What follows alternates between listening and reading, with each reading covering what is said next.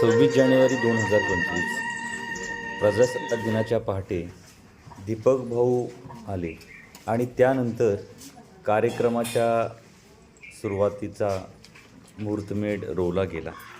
आमच्या शिक्षकांनी कार्यक्रमाला आलेल्या पाहुण्यांचे भारतीय संस्कृतीप्रमाणे औक्षण केले आणि कार्यक्रमाची त्यानंतर सुरुवात झाली.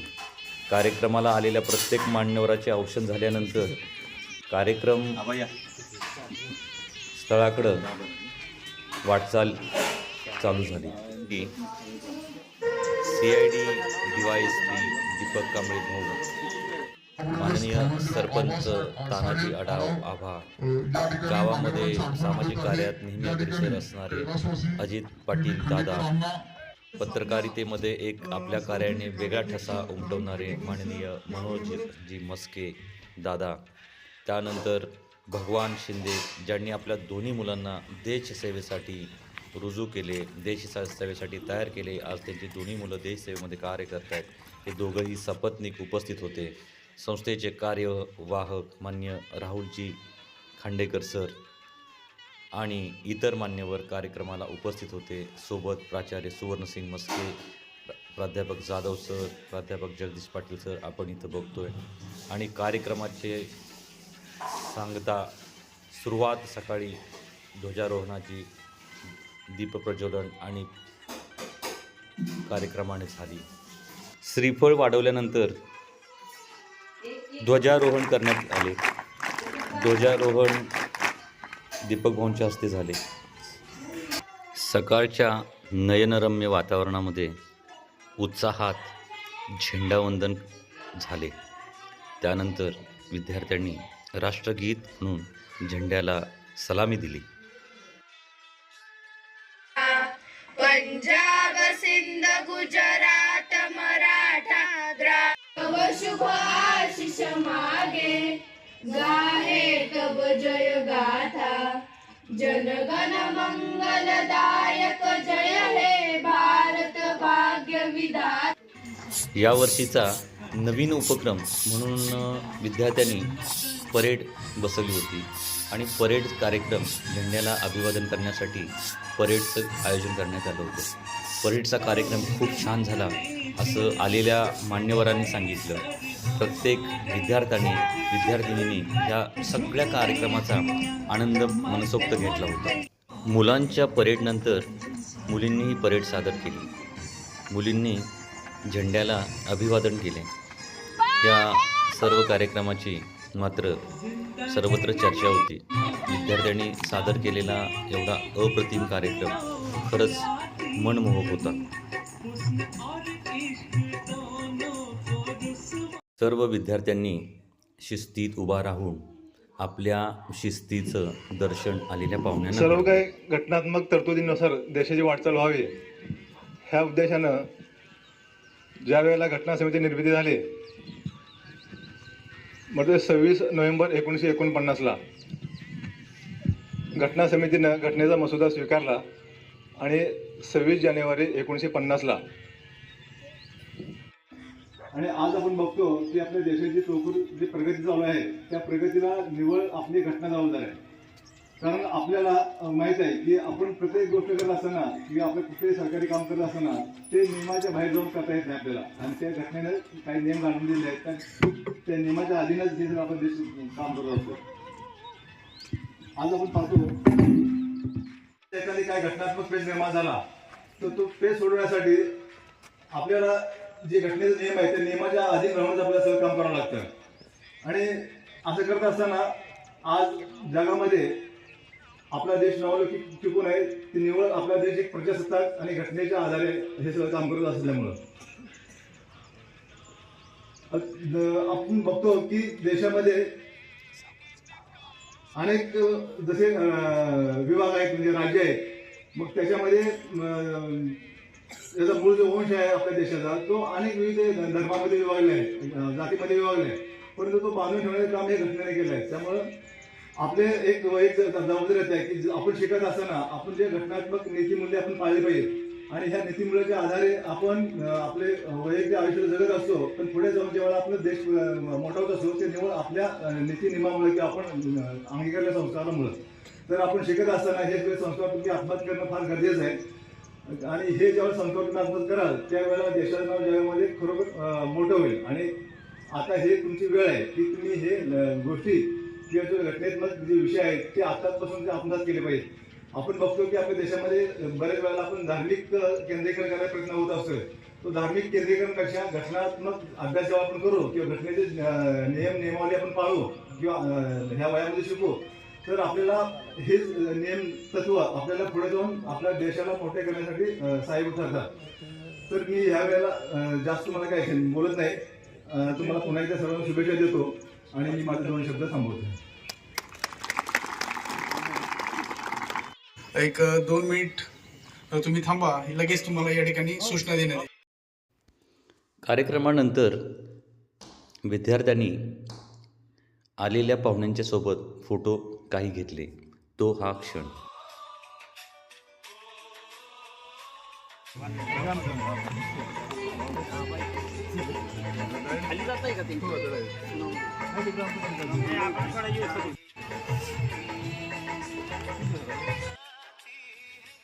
झेंडा वंदनाचा कार्यक्रम झाल्यानंतर विद्यार्थ्यांनी आपल्या शिक्षकांच्या बरोबर फोटो काही विद्यार्थ्यांनी काढले. त्यानंतर गावामध्येच असणाऱ्या सामुदायिक ठिकाणी विद्यार्थी झेंडावंदनाच्या कार्यक्रमासाठी रवाना झाले.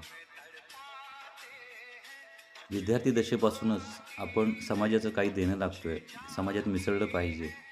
सामाजिक ठिकाणी आपण जिथं उपस्थित असतोय तिथल्या शासकीय ध्वजावंदनाला जाण्यासाठी प्रयत्न करावा. यासाठी त्यांच्यामध्ये ही संस्काराची बीजे रोवण्यासाठी विद्यार्थ्यांना गावातल्या ग्रामपंचायतीच्या समोरच्या ध्वजारोहणासाठी सगळ्यांना घेऊन गेलं होतं.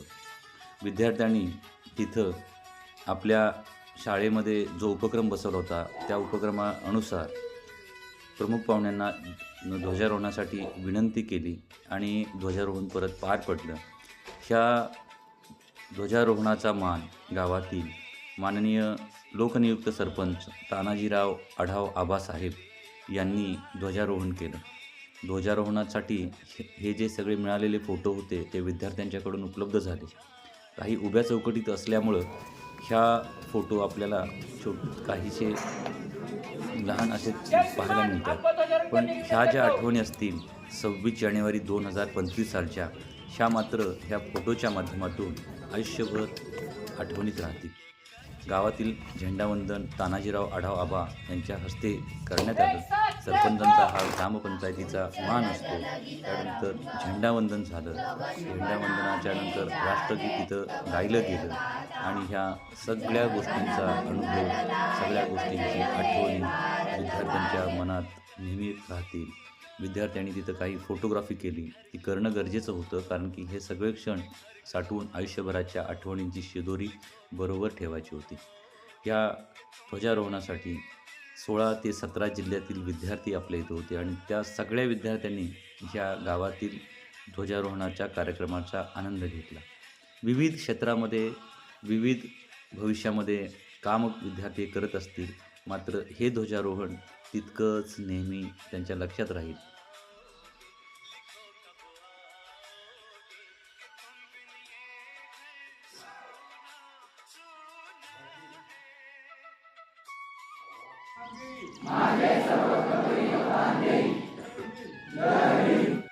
प्रजासत्ताक दिनाचा कार्यक्रम संपला आणि त्यानंतर विद्यार्थी गावातली प्रभात फेरी पूर्ण करून परत कॉलेजच्या दिशेला चालली.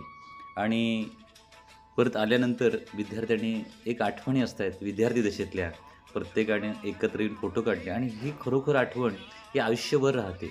प्रत्येकाचे फोटो मुद्दाम म्हणून ह्या व्हिडिओमध्ये समाविष्ट करण्यात आले, कारण की काही वर्षांना ज्यावेळेस ते विद्यार्थी एकमेकाकडे बघणार आहेत त्यावेळेची माझी तब्येत कशी होती, त्या एक वेगळ्या आठवणी असतात भूतकाळामध्ये लपलेल्या सगळ्या.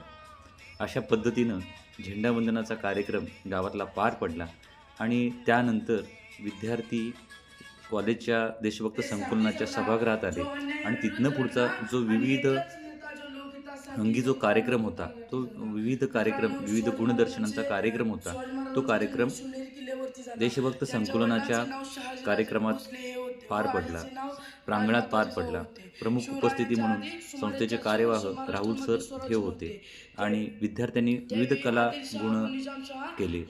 कार्यक्रमाचं नियोजन जे.एम. पाटील सर यांच्याकडे होतं. प्रास्ताविक जे.एम. पाटील सरांनी केले. संस्थेचे मुख्याध्यापक प्राचार्य माननीय श्री सुवर्णसिंग मस्के सर उपस्थित होते. विद्यार्थ्यांच्या कलागुणांना वाव दिल्यामुळं विद्यार्थ्यांमधील असणाऱ्या क्षमतेचा अंदाज आला होता.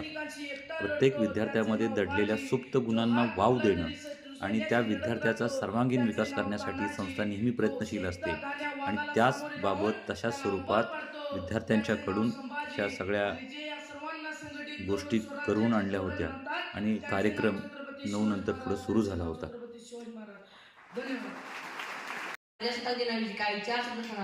नवी दिशा देणाऱ्या घटनेची निर्मिती करणे. नमस्कार, माझे नाव आर्य निवास नलवडे. मी आता लोकमान्य टिळक यांच्याविषयी काही 4 शब्द सांगणार आहे. ते तुम्ही शांतचित्ताने ऐकून घ्यावे अशी नम्र विनंती. आपल्या भारताला स्वातंत्र्य मिळवून देण्यासाठी अनेक महापुरुषांनी बलिदान दिले. गांधी, नेहरू, भगतसिंग, सुखदेव, राजगुरू अशा थोर महान नेत्यांनी आपल्या भारत देश स्वातंत्र्य करण्यासाठी प्रयत्न केले. त्यामध्ये लोकमान्य श्रीधर विठ्ठल कुंभार. असं म्हणतात की जिथे मस्तक टेकवावं अशा नमस्कारांच्या जागा हल्ली फारच कमी होत चालल्या. पण ज्यांचं नाव ऐकतात हे मस्तक नतमस्तक झाल्याशिवाय राहणार नाही. त्या राजमाता, राष्ट्रमाता, माताहेब जिजाऊ. 33 कोटी देवांची कोट्यावधी मंदिरं असतील पण त्यांची पूजा फारच कमी लोक करतात. पण माझ्या राजाचं एक सुद्धा मंदिर नसून त्यांची पूजा कोट्यावधी लोक करतात. असे जाणते राजे म्हणजे छत्रपती शिवाजी महाराज. एक खंबा मर सकता है लेकिन कभी बेमान नहीं हो सकता असं म्हणणारे छत्रपती संभाजी महाराज. अर्थातच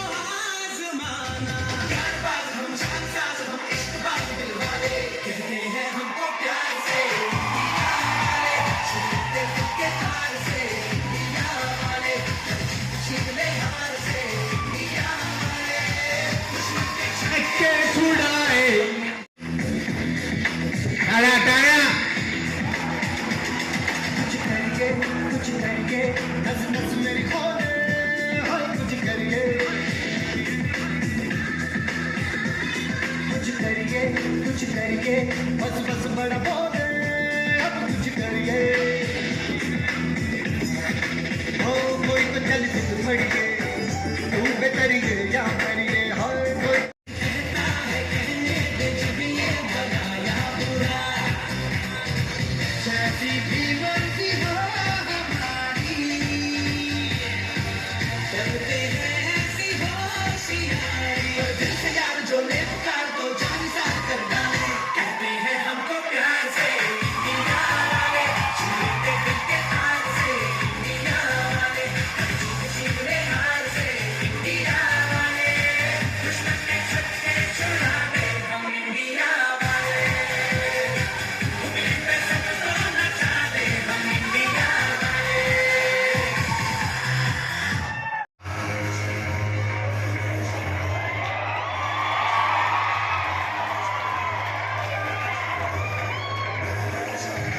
मैं लड़ जाना है लहू में एक चिंगारी जिद से जुनून तक है जाना हर कतरा बोल रहा टाड़ा टाड़ा मैं लड़ जाना है लहू में एक चिंगारी. जास्त येत नाही त्यामुळे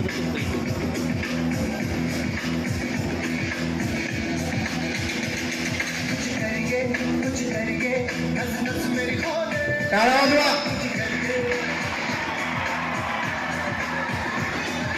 करिए कुछ करिए बस बस मन खोले अब कुछ करिए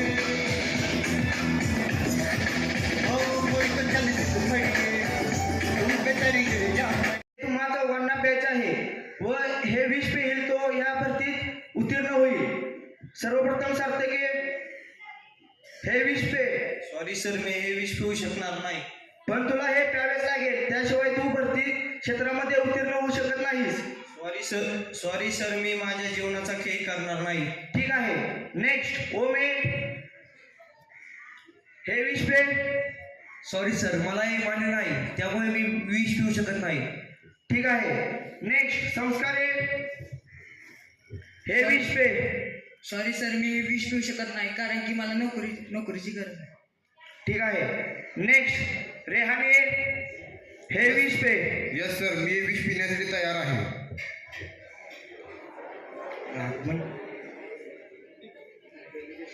मी देशासाठी जीवही देऊ शकतो आणि देशासाठी जीवही देऊ शकतो आणि देशासाठी मरूही शकतो. थांब रे हा. तर मित्रांनो याच्यामध्ये कोणत्याही प्रकारचे विष नव्हते, तर हा एक भरती क्षेत्रातील परीक्षेचा हे एक डेमो होता.